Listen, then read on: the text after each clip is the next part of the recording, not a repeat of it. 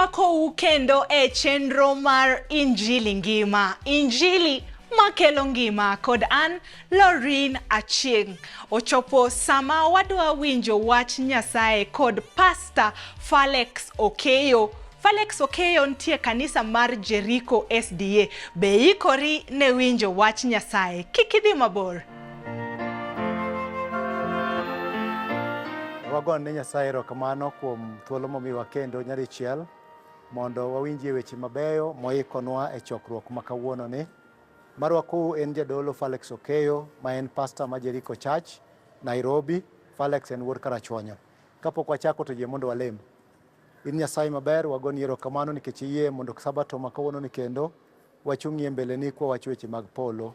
Yie ilor kodwa kasti wuo e nengo ma ine mone midwaro te giko weche duto. Ibed Nyasaye to bed nyithindi e nying Kristo majawar. Amen. Johera, sabato makawuono ni Jehova Nyasaye ochiko pacha e weche moko matindo mondiki e buk mar Ruodhi sura ne 2, Ruodhi mar 2 sura ne 4. Wabiro chake wes 1. Wach maduong' magomo mondo asiem kodi kawuono en ni ka piny tek kako tekno to chom wang'i kuom Jehova Nyasaye. Ka piny tek kako tekno to chom wang'i kuom Jehova Nyasaye.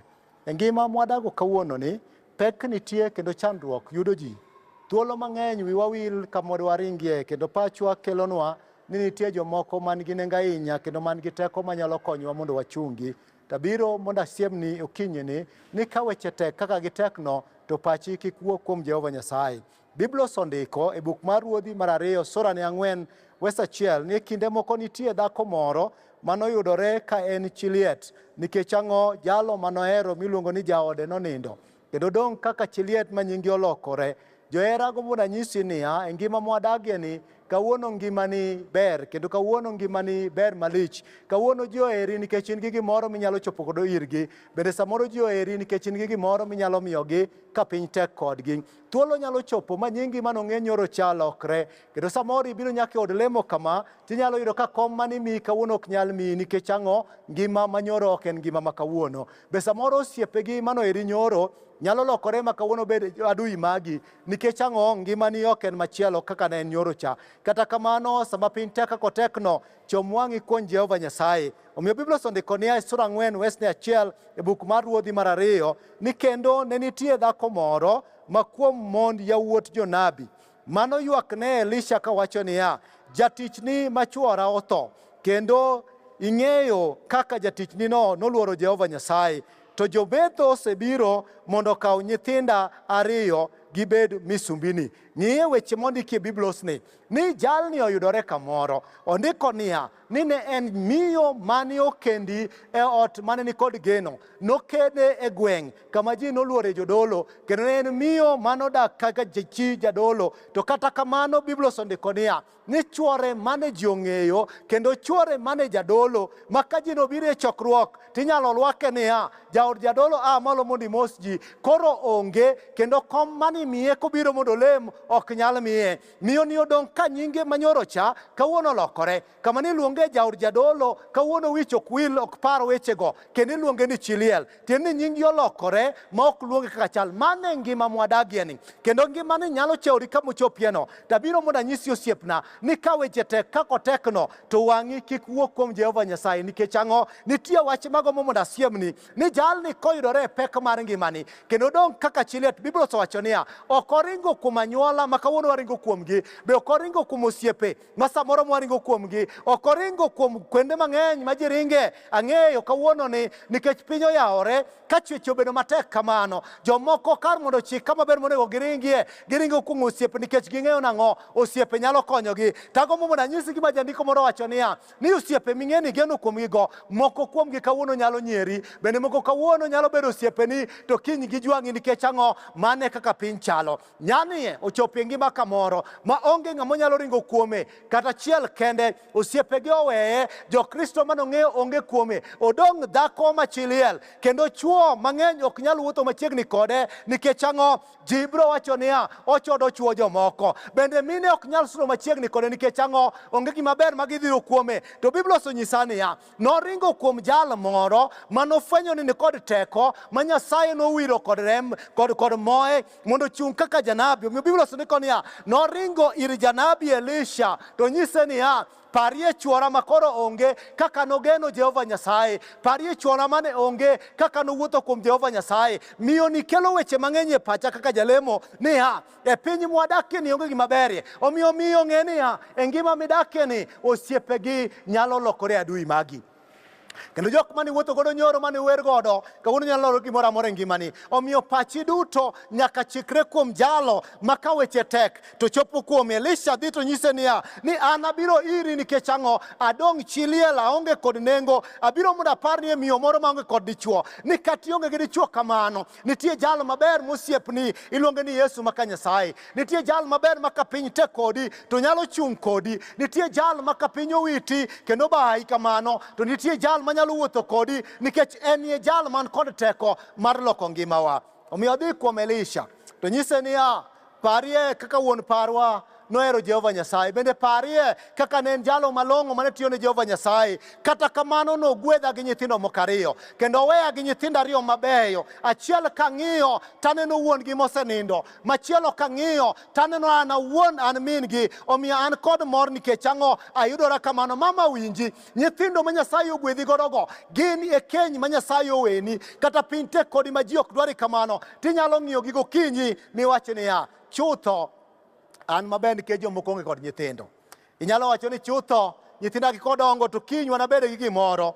To wacho nigi niya, ji sebiro mondo gikaw nyithinda gi obed wasumnigi. Tiende ni e ngima kendo dak machieng' kanyo, nyithindo kane ok inyal chulo gowi manoweigo, to nyithindo nikaw bedo wasumbini mondo ti kuom kinde mowinjore mondo gowi ochul. Omiyo miyo ni nyithinde nyaka ne dhi mondo chul gowi. Kata kamano nitie geno makelo ni okinyini, ni ka weche tek kodi kamano to chomwani kuom Jehova Nyasaye, nikech kanyo e kama tekruok wanitie. Bende kanyo e kama wayudie teko kama piny obede kodwa maricho. Jolemo abiro mondo apar ni mamana, bende abiro mondo apar ni nyamera, ni piny ok bichalo machal pile.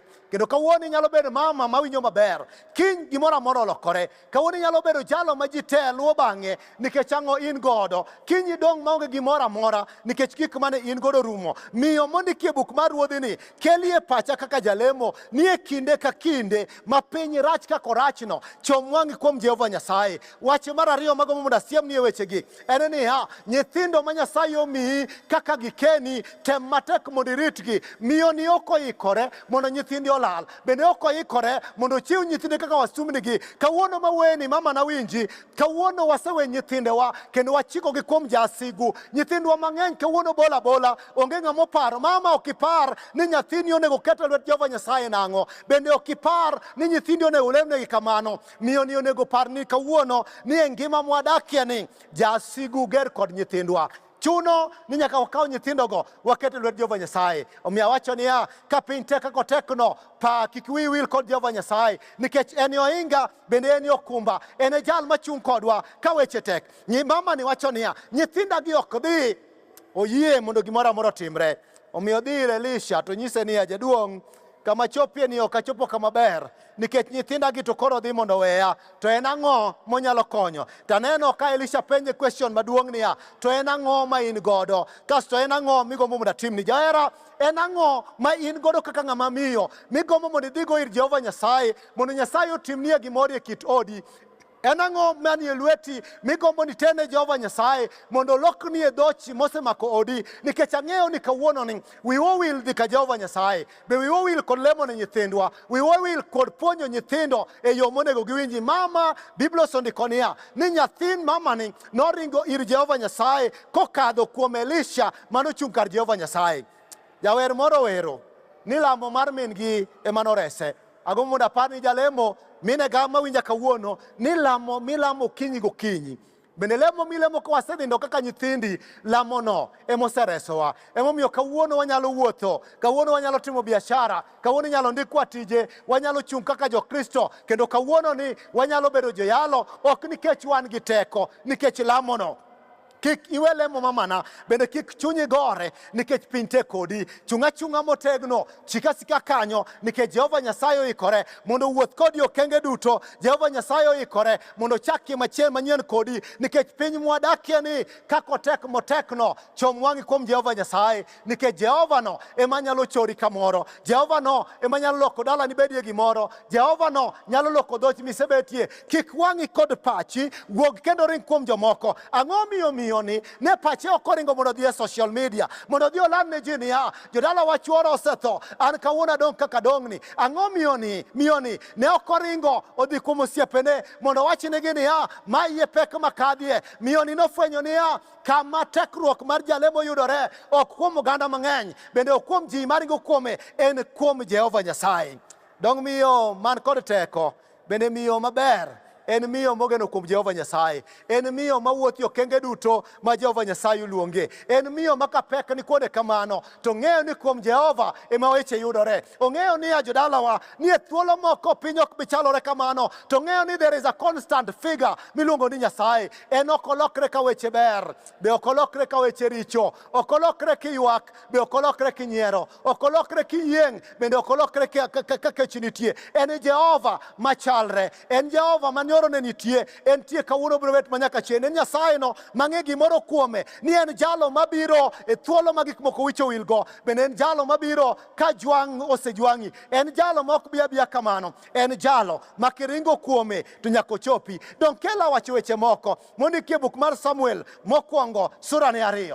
Biblia osendiko niya nitie miyo moro magomo mondo ofwenyni niya ni ka weche ne tek kode kamano to chomo wachne tir kuom Jehova Nyasaye, kendo neyo niya e pek mar ngimani ji nyalo wuoyo kuomi. Osiepna wawinji wanyisi wach moro ni dhano mwadago ni to nyaka wuogi, kendo nyalo wuoyo ka piny ber, bende onyalo wuoyo ka piny rach. Onyalo wuoyo ka piny nigi yieng'o, kendo ka piny nigi kech. Onyalo wuoyo ka in kendi, bende onyalo wuoyo ka in gi ji. Biblia osendiko niya ni Ana manyar Fanuel noyudore kama piny noweye, kendo ne en miyo ma chunya to hero ndi nikech afwenyo niya miyo mogeno kuom Jehova Nyasaye en miyo man kod teko, en miyo mojing', en miyo magi piny ok chandi. Omiyo Ana nyisa gima miyo cho wacho ni ka nyathine ne ni kod pek kendo ka mode ne ni kod teko moro to nodhi kamoro. Omiyo Ana manya Fanuel yudore kamoro moonge kod nyathi, kendo nyieke Biblia osendiko niya ne ni kod nyathi, kendo nyalo nyise weche moko machando chunye.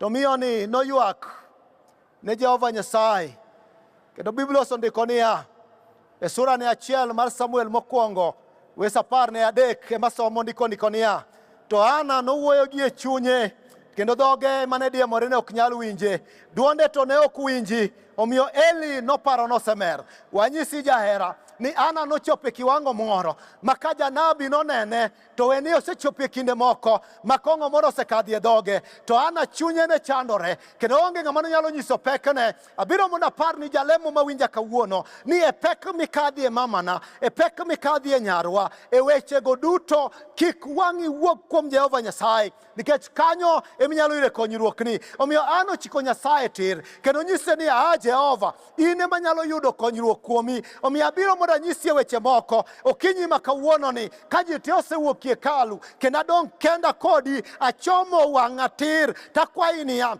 ka chieng' moro inipara kaka Nyasaye kendo inimiya nyathi moro mawuoyi mana ting'ie bada, to an aduog iri nyadichiel kendo mondo agoni erokamano. Jalemo mawinja penji niya e thuolo mane gombo gimoro ni chomo Jehova Nyasaye tir kendo ni lemo gi chunyi te, be ywak ni go simu ni jalemo mondo parie, to be ni paro ni bang' ka Jehova oseromo kodi ni biro mondo itimie gimoro.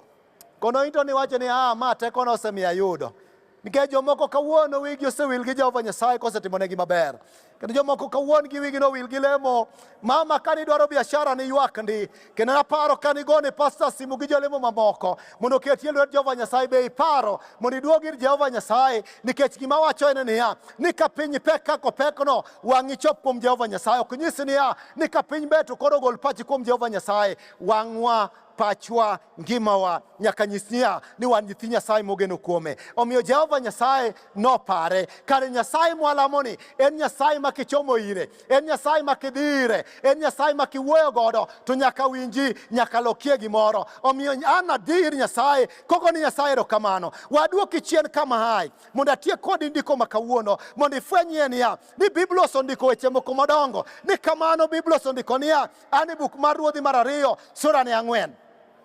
Adok mondo asiem ni weche moko mondo gifweny ni Biblia osendiko niya ni Elisha penjo miyoni niya, en ang'o ma in godo midwaro dhi god Jehova Nyasaye? To nyise ni an aonge gi gimoro mak mana mo moro matine madong godo. Abiro mondo apar ni nyathi Nyasaye ni nitie samoro ma the small things in your life count. Gik matindo tindo manie ngima gigo gin gik man kod nengo. Samoro inyalo bedo gi nyithindo moko, nyithindigo ni kod nengo. Samoro inyalo bedo gi biashara moro matin mitimo, en kod nengo. We dharau gima Nyasaye omiyi te piny midakie ni par niya, in this life Nyasaye chungo daganane. In this life wan gi Nyasaye machung ka piny ochomo kama ochomiene, kendo Nyasaye no kweyi. Omiyo romo kod dhako mano dong maluongore ni Chiliel, no romo kod dhako maka ngimane no neno to ne onge kod nengo, to Nyasaye no romo kode omiyo nolochone. Aneno koro yowuote nyisogi niya, dhiuru mondo manyie kibuche moko. Dipo ka ono moro timore no kawuono to nyithinde nowuok.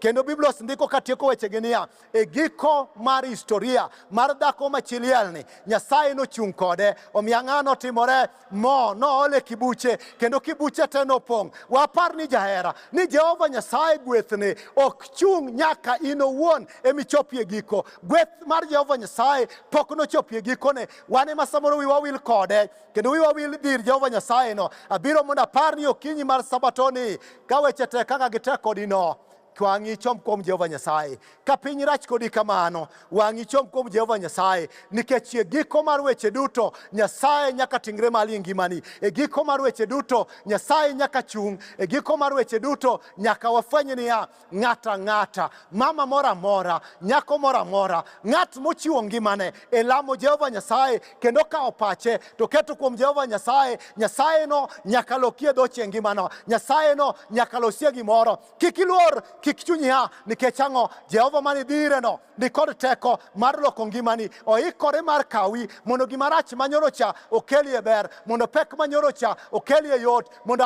yany mane in godo nyorocha okelie mor. Nyaka nyiero mane bericha kawuono onge, nikech ang'o? Ka weche tek kaka gitekno chom wang'i kuom Jehova Nyasaye. Mani elemona kodi, mani egenona kuomi, taparo ni niya, koteka kotekno we ywak iseyuak moromo. Koteka kitekno we ore social media iseoro moromo. Koteka kotekno we wuoyo gi jogweng' isewuoyo moromo. Koteka kotekno chom wami kuom Jehova Nyasaye, nikech kanyo ema tekowa, kanyo ema konyruokwa, kanyo ema genowa yudore. Akwayi ni kaw pachi kod wang'i chom kuom Jehova Nyasaye. Enolochni e giko mar wuodhni e nying Ruoth Yesu. Amen. Walem. Wuod Nyasaye wagoni erokamano nikech okinyi mar Sabatoni paronwa ni ka weche tek kendo piny tek kako tekno to cha wang'wa duto wachom kuomi. Koro wakaw kuom yie, wachomo pachwa kuomi, lochnwa, kaw pekwa obedie yot, kaw ngimawa ni itelie, kendo giko mar weche duto ibed Nyasaye, wabed nyithindi kitelonwa e nying Kristo majawar. Amen. Mawuoyo kodu en jayalo Falex Okeyo.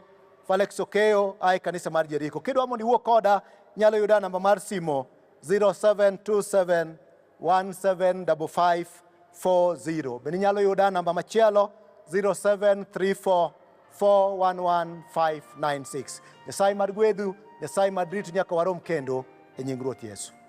Amen.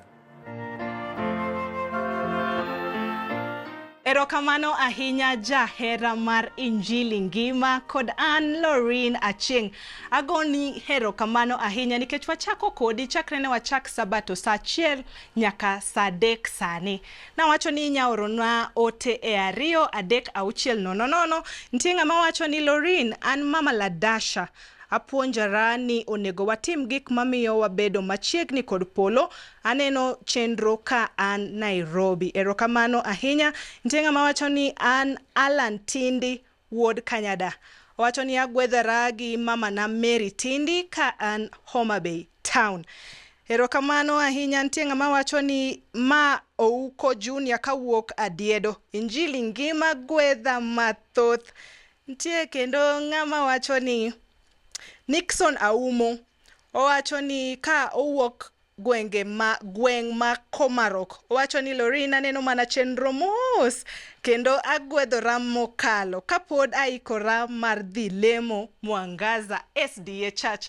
Inya medo oronwa ote e 23600 mondo inyiswa ni chenro gwedhi ka in kanye to ka ikori ne dhi kanisa kanye.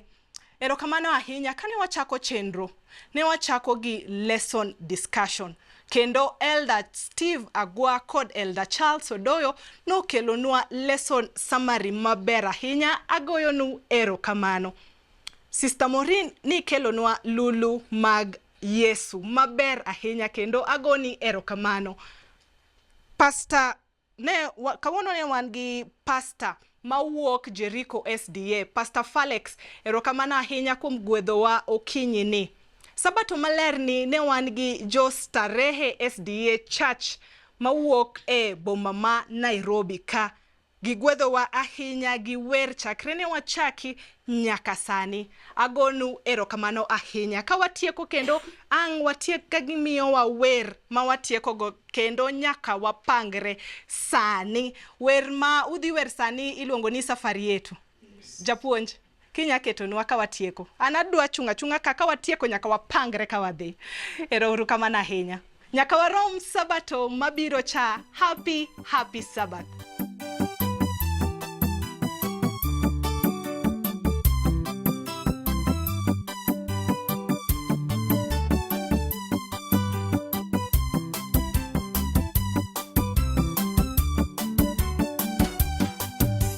Safari yetu yaelekea mbinguni, je, utakuwa pale ndugu? Watakatifu pande zote wakiwa mbele zake Mungu Baba, watakusanyika kila kabila, pande zote nne watakuwa pale. Waliokufa katika Bwana, mwishoni ni furaha tukiwa mbele zake. Safari yetu yaelekea mbinguni, je, utakuwa pale ndugu? Watakatifu pande zote wakiwa mbele zake Mungu Baba, watakusanyika kila kabila, pande zote nne watakuwa pale. Waliokufa katika Bwana, mwishoni ni furaha tukiwa mbele zake.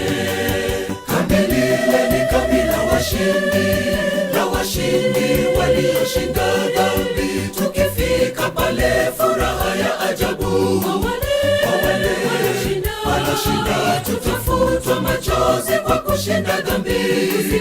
Usikose pale ndugu. Kambi lile ni kambi la washindi walioshinda dhambi. Tukifika pale furaha ya ajabu. Wale walioshinda tutafutwa machozi kwa kushinda dhambi. Usikose pale.